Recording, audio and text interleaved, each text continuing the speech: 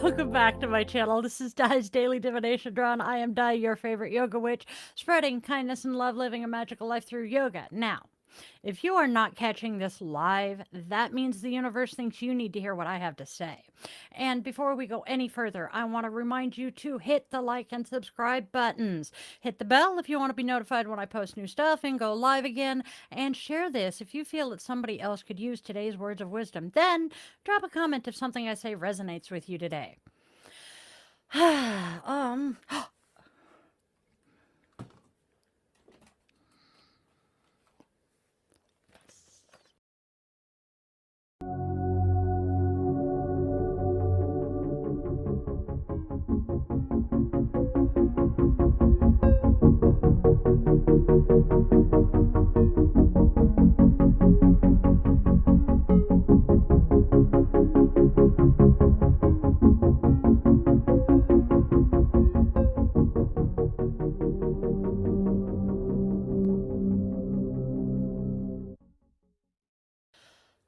okay, so I traditionally start my day off by saying, may the old ones be with us today, and I am wishing a very special couple of people a happy birthday. Number one is a very dear friend of the family, Maddie. I hope you have a wonderful birthday, and my absolute favorite teacher of all time, Mr. G. I hope you have the absolute best birthday ever. You and Gorby. He has the most adorable pupper. All right. I cannot believe it's already the beginning. Well, no, correction. Middle of freaking November. How the fuck? So, do me another favor. Check out my Buy Me a Coffee link because Witchy Mama here definitely runs on her coffee. All right. So, what do the cards have in store for us today? Oh, by the way, yes. Um it's a day.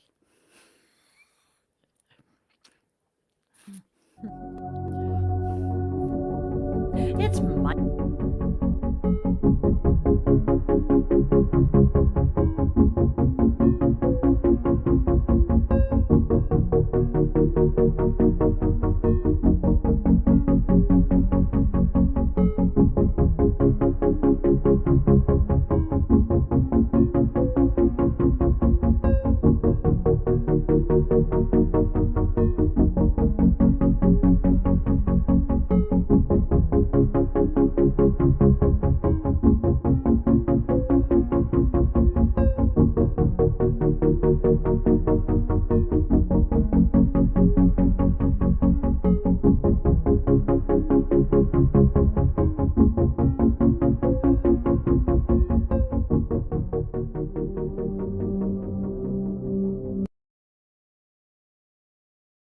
That's part of why I'm off kilter. So let's explain. If you're new here, Di's Daily Divination Draw, I'm going to be drawing 3 Unicorn Tarot cards, 3 Della Luna Oracle cards, a Goddess of the Day, and then my 2 action cards. We have the Namaste and Self-Compassion, and then we wrap it all up. Oh, I forgot one little thing. Our Rune. And then I wrap it all up in a tight little bow with a little moment of Zen from the Little Book of Zen. Now, let's find out what the cards have to say today. Hoo-yah. Never a good start. Never a good start to a Monday. First card is the Tower. The Tower means chaos. It is my absolute favorite yoga tarot card because, well, I am the embodiment of chaos. So we have chaos, shakeup, disruptive influences, misunderstandings, a severing of ties, possibly bankruptcy, and a downfall. Then we have the 3 of Rods, reassessment of associations, and deciding what or who is best or what is holding you back. That would go with the severing ties of the Tower. And then our third and final tarot card today is the Four of Swords, which means recuperation and recovery. So, sounds like we're going to have some chaos, cut some people off, and then we're going to recover from the chaos and trauma of realizing that people we loved really don't love us back. All right. Next, we have Oracle cards. Our first Oracle card is You Still Miss Me. Then, lessons are being taught, and we are learning to forgive. That tells me that we're going to cut someone off for good reason, but we're going to miss them like crazy. We have lessons to learn from this, and then we're going to probably learn to forgive the person that we cut off. I can deal with this. Today's rune. We have rotate, rotate, rotate. There we go. Rado. The general information for Rado is, let's see. Moving on. Gotta switch cameras here. Let's show you guys Rado again. There you go. Now you can see what I'm talking about. The divinity for Rado is Nerthus, the goddess and the mother of the family. The letter, you're all going to be shocked when I tell you, the letter is R. R. The symbol is the wheel, the element is air, the tree is oak, the plant is mugwort, stone is chrysoprase, the color is bright red, and the animal is the hawk, but not Tony. All right. Our description of Rado. Rado is the rune of travel, journey, and exploration. This rune should accompany you on all major journeys across the land or sea, spirit or mind, for it will keep you safe and help you stay your course. Rado represents a change of space and environment, a time of growth and excitement when the larger picture becomes more clear and tangible. Use this rune when you embark on all journeys in your life. Rado represents the right path being chosen. If you are traveling and Rado is present, you can assure yourself that your choices are righteous and just, and that you're in control of your momentum towards achieving those goals you've set. Meditate on it to find your true path, and always remember to do what feels right to you. Fate is always at work, pulling on the strings of our existence. With practice, you will learn ways to bend and shape the odds in your favor. May the odds be ever in your favor. And tools to persevere when you're in over your head. Rado represents being smart and calculated on your journeys. Don't expect this rune to work for you if you're not going to put the work into staying safe and coherent while you're traveling. I mean, come on, guys. You can't expect a magic wand to fix everything if you're not actually going to put the work into it. That's like buying Drano and expecting your drain to clear without, actually pouring it down the drain. Just saying. Let's see. Do not forget to apply this rune to your overall lifestyle, and always, always use caution when traveling into new places. Remember to retain control of your propulsion toward your destinations, and do not become careless, because we must be tactical and precise in our journey if we want the powers of this rune to work. Rado is the rhythm of life and represents the tempo of the universe. In order to connect to this, we must be rhythmic in our own lives as well. We must form habits with equal intervals to establish tradition, thus mirroring the patterns of nature.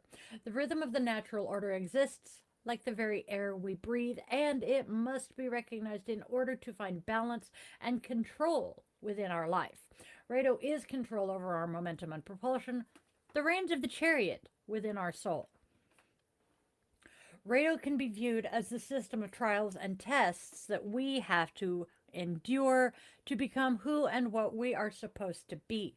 Through these trials and journeys, we find our true selves and begin to recognize the ancient truth in everything around us. Our perspective grows with every new territory conquered, physical or metaphysical, and we must conquer certain aspects of our lives in order to find truth and strength within ourselves.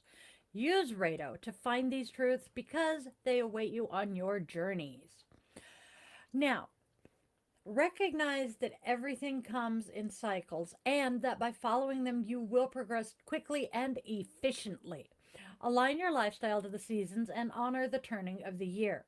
Embrace hard times, knowing that the harder it is now, the easier it's going to be in the future. Everything has its opposite, and challenges will bring equal and opposite rewards. Life and change continue, and well, we got to keep going. We will eventually end up where we began, but on a slightly higher level with a better perspective. This journey never really ends, even after you die, trust me. Rado allows us to channel our energies in an effective way so that these energies flow in a manner that will help us obtain our goals. However, to use this rune to its full power, we have to know how to put ourselves in the right place at the right time. When it comes to relationships, and don't we all love talking about relationships, right? When it comes to relationships, it's a good time to talk about your relationship. Both partners need to clarify all the misunderstandings between you and to resolve controversial issues. This has to be done in a friendly but honest manner without long speeches or conviction. At the same time, you do need to speak freely about everything that's on your mind because, well,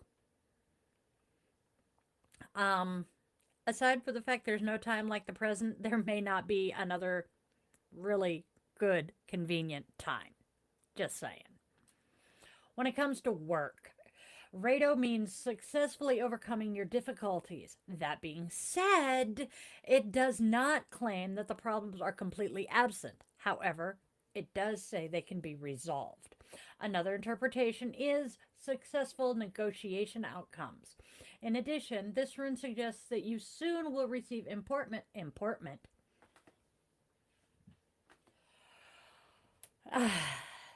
It suggests you will soon receive important information, and it will soon be delivered by some means of communication.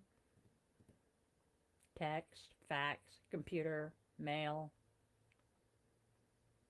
carrier pigeon. I don't know, maybe a squirrel. So, our key takeaways of Rado are travel, both in physical terms and those of lifestyle direction. A journey, a vacation, maybe relocation, evolution, a change of place, or even just settings. Seeing the larger perspective, seeing the right move for you to make, and deciding to actually take it. Personal rhythm, world rhythm, and the dance of life. Journey, pilgrimages, change, destiny, a quest, progress, and life lessons. And that's today's room. Now, before we go further again, I'm going to remind you one more time, hit the like, share, and subscribe button, and then punch the bell. So, who's today's goddess? We have Bast, one of my favorites. She's a goddess of pleasure. Don't know if you could see that under my finger, but it did say that. You may be in some serious need of some self-care, and the goddess Bast is with you. As the ruler of sex, magic, and pleasure, she helps you see and reignite all of those aspects in your life. It's time to indulge. Now, we have Namaste. Whoops. Hey, there it goes. Flip it the right way so you can see what I'm showing you. Namaste. It's Monday. That's my excuse all day. And we are writing a... Oh, you know what I didn't do? Oh my God. It is totally Monday. Let's do Bast's mythology. Holy sheepskin, I can't believe I forgot. So Bast is Egyptian. Her mythology is, and she is an Egyptian cat goddess who rules over sex, magic, and pleasure. She first appeared as a lioness goddess and protector of Egyptians in battle. As domestic cats gained more status and prominence in Egyptian culture, revered for being noble and clean and for controlling the rodent population, hence protecting the human population from disease, Bast evolved into a cat goddess. Cats are sacred to her and the Egyptians and were protected and even mummified in tombs. A lover of pleasure and beauty, Bast is honored with a glorious temple built in Bubastis, an ancient capital of Egypt. She's celebrated during a wild festival every year where boats sail up the Nile to her temple. The boats carry mostly women, as Bast oversees female sexuality, and they dance wildly and lift up their skirts to make festival celebrators gathered on shore laugh. Laughter, which Bast loves, chases out grief and brings on healing. So call on Bast when you want to rediscover the joys of laughter and pleasure to move through your own grief. We're going to tie this into our cards because we're definitely, if, and at least I would be, if I am cutting off people who I loved because they are just not meshing with my life anymore, I'm going to be grieving this. And well, the tarot cards are saying that that's what's going to happen. The oracle says that, we have to learn a lesson and learn to forgive, but we're missing these people. So Bast is telling us that we need to laugh and, remind ourselves that life is good and happy and pleasurable while moving through the grief of mourning those lost relationships. Hey, we're good. Now we'll do our Namaste card. Write a love letter to yourself, just like you would do if you were writing a love note to your sweetheart. Be generous with your compliments and see yourself the way your loved one would see you. As long as I don't inhale saliva again. God, I'm having a day. When we invite love into our lives, there is no room for fear. Writing a letter of love to yourself will help push away any fears or doubts that may be haunting you. And what does our self-compassion card say today? The company you keep. They say, who is this mysterious they that is always talking? They say you are the average of the 5 people you spend the most time with. Whose positive energy can you spend more time around today? Is it just me or is this tying into the rest of the freaking reading too? Because if you're dealing with somebody who is not, all that positive and you spend a lot of time around them, maybe you're going to decide that's not the way you want life to go anymore and you're going to walk away from that relationship. Just saying.